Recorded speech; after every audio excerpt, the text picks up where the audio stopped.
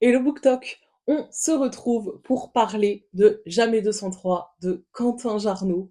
Voilà, ma vidéo précédente, j'en ai fait un petit peu la propagande. Je voulais un petit peu vous dire le résumé. Il est passé partout sur le Book Talk, effectivement. Mais au cas où vous n'ayez pas encore compris trop la hype autour de ce livre, eh bien restez là. Pour ce qui est du résumé, on est donc sur l'histoire de Stella et de son meilleur ami Cole. Stella qui un jour va rêver de sa propre mort le jour de son anniversaire, le 1er novembre, le jour des morts. Et elle va donc persister dans son cerveau qu'il ne lui reste que 203 jours avant de mourir. Elle va en parler à son meilleur ami Cole, très cartésien, qui ne va pas y croire, mais pour la rassurer, il va lui proposer de faire une bucket list. Donc toutes les choses qu'elle veut faire absolument avant de mourir.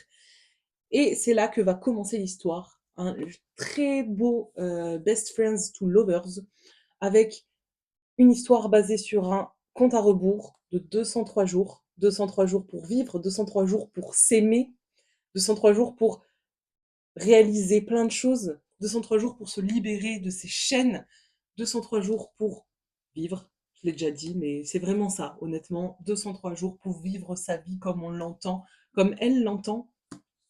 Stella va donc essayer de se défaire de toutes ses angoisses, de toutes ses peurs, de la petite voix de sa mère dans sa tête et de vivre et d'aimer. Et Cole va énormément l'aider, évidemment.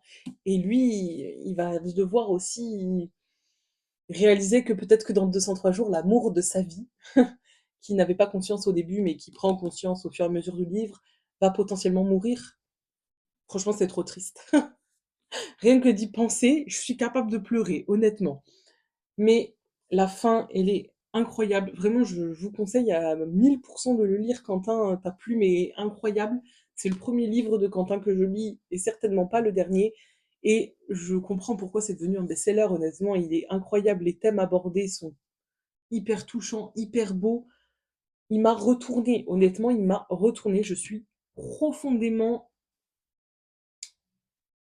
j'ai pas les mots. Vraiment, j'ai pas les mots. Honnêtement, depuis que je l'ai lu, j'y repense très très souvent et quand je le lisais, je pouvais pas m'arrêter d'y penser, de penser à ces personnages, de me rapprocher d'eux, j'avais l'impression de vivre cette histoire en même temps qu'eux. Honnêtement, ce livre, il m'a plus que touchée.